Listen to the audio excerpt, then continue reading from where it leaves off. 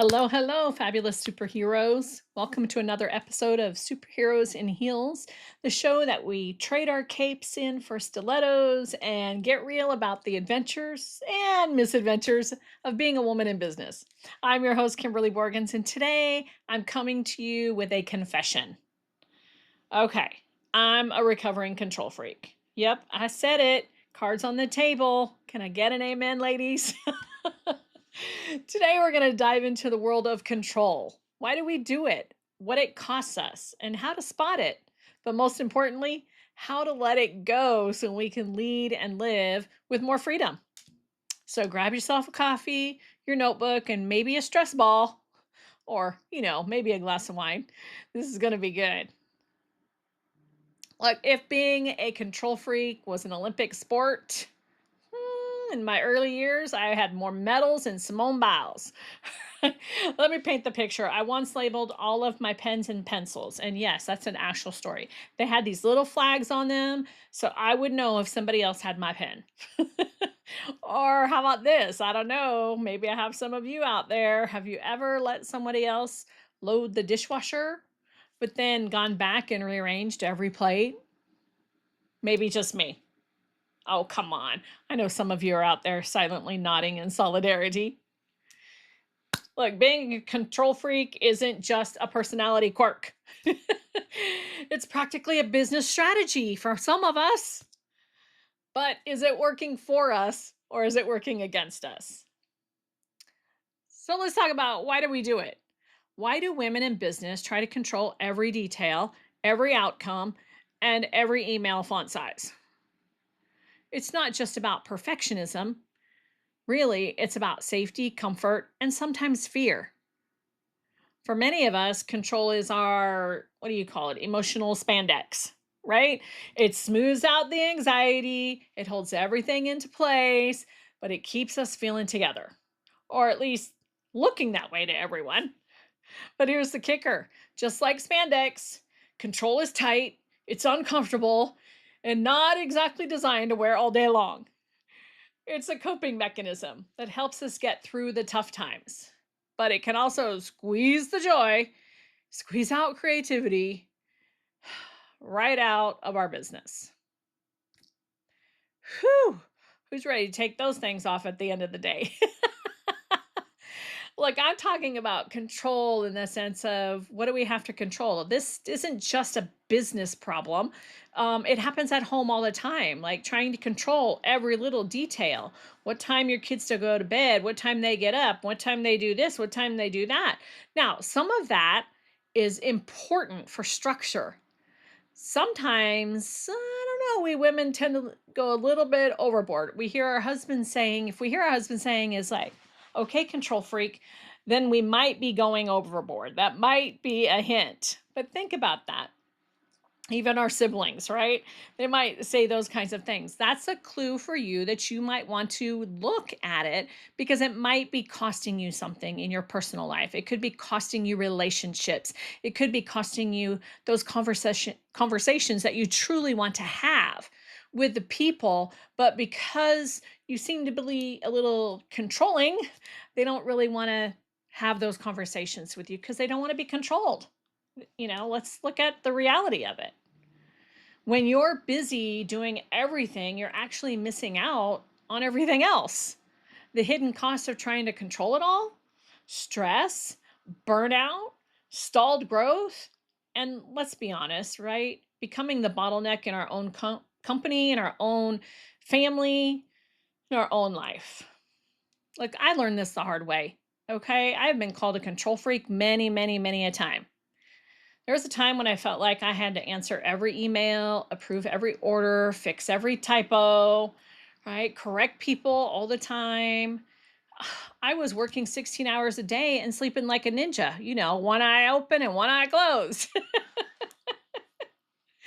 Look, I'm a 24/7 business after all, and I had 4 kids at home, and one of them was a sleepwalker. But when I was trying to control it all at the same time, it was even worse. I was exhausted.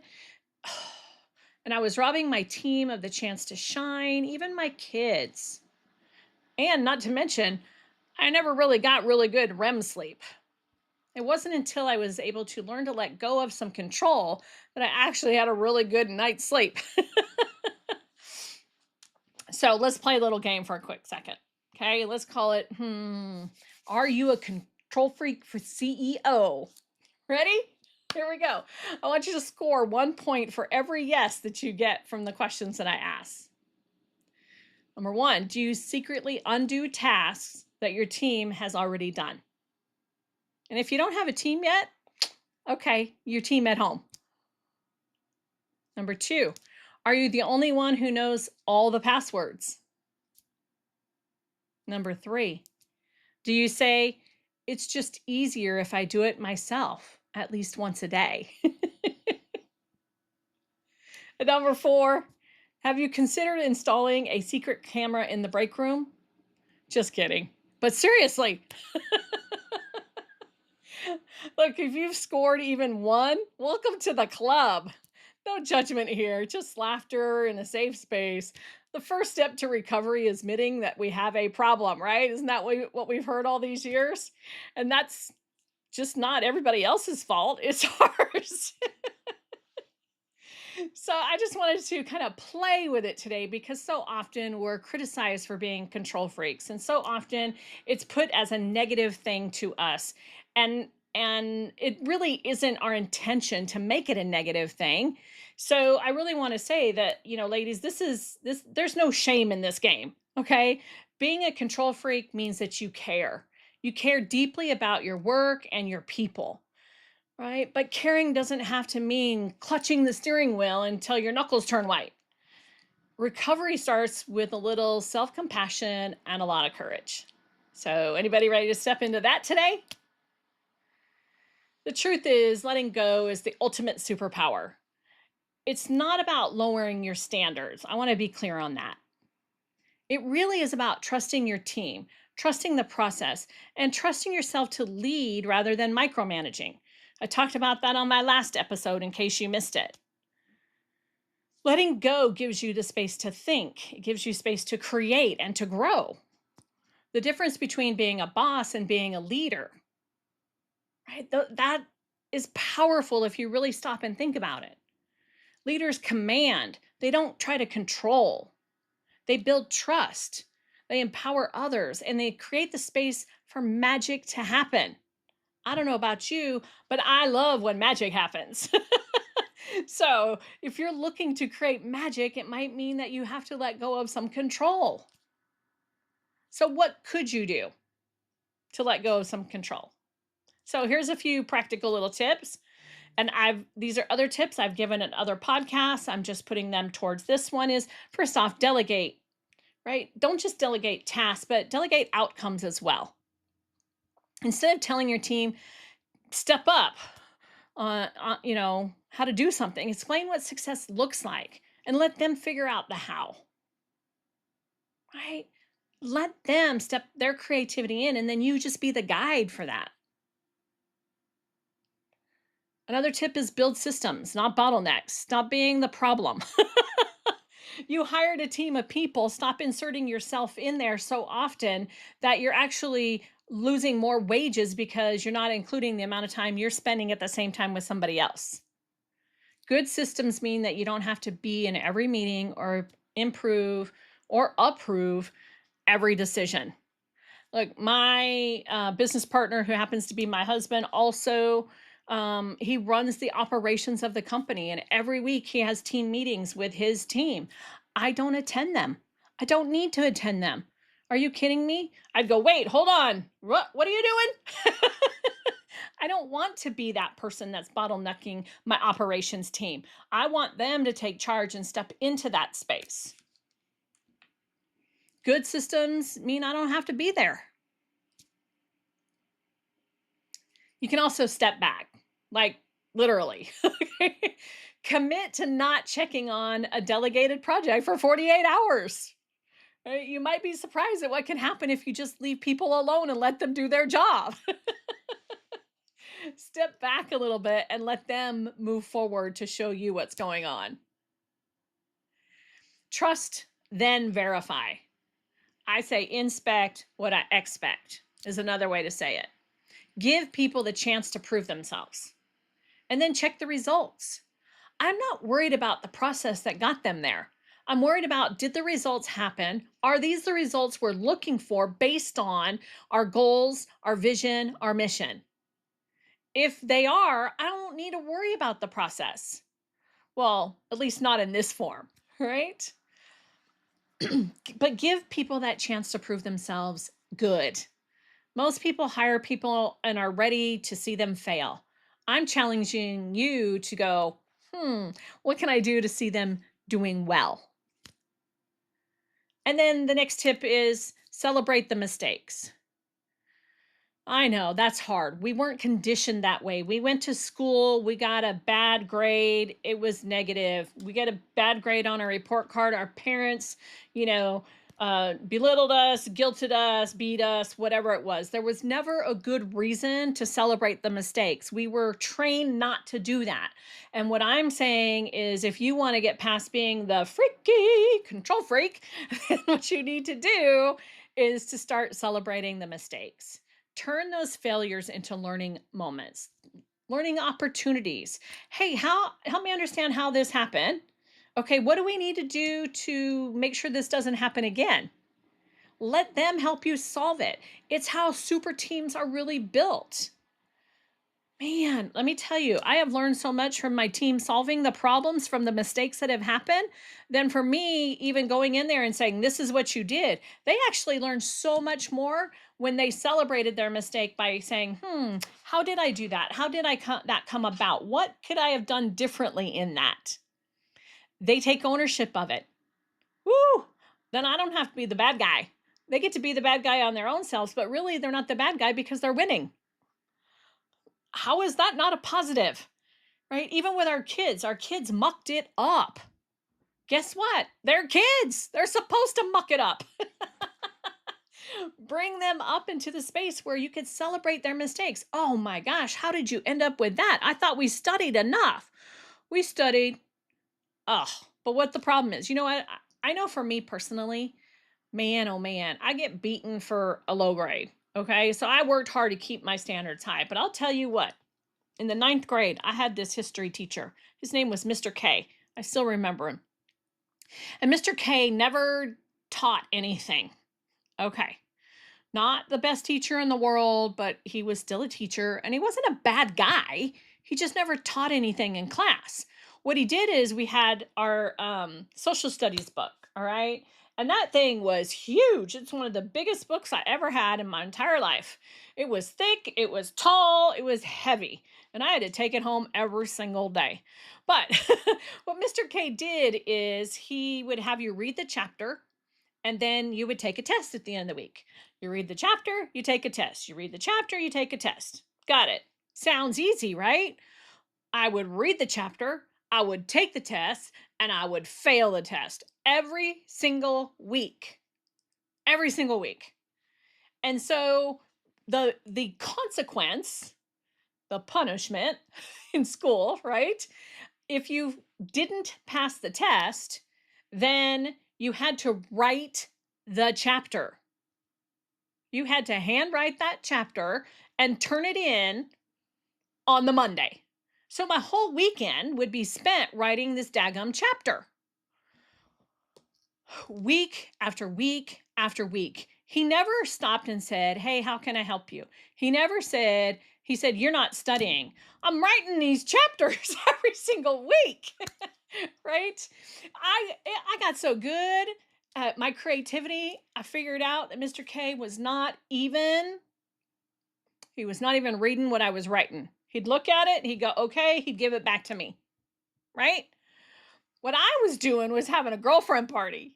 And everybody would bring their book and everybody would write some of the stuff, and I'd put it, mine were always the top pages.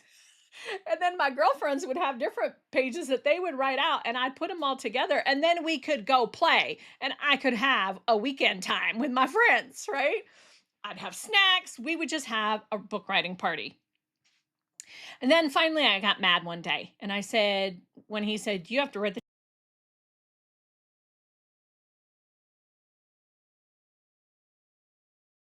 I'm not going to do anymore. He said, then go down to the principal's office. And I was like, okay, no problem. I was a TA in the principal's office for second period. I had no problem going to the principal's office. So I go down there and I'm sitting on the principal's bench, and the principal came in and he's like, he sees me and he's like, "Hey, Smiley, what are you doing here?" And I said, "Well, Mr. K sent me." He's like, "All right, come in, let's have a talk."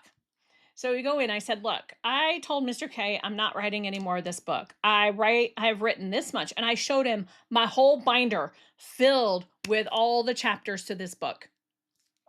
So just to, the story's a little bit long, but let me finish it out here. So finally, I talked to the principal. The principal sent me over to the counselor. The counselor did some testing, and it turned out I don't remember anything that I read. To this day, it still just doesn't happen. I have to study differently than most other kids had to study. When I went to the police academy, I had to do it differently than most people were learning the vehicle codes and the penal code sections. I had to do it differently. And so the point is that I had to, you know, let go of the failure of all the failed classes, all the failed tests, in order for me to move forward to understand that I had to deal with this brain disability. I don't call it a disability, it's just a difference about me.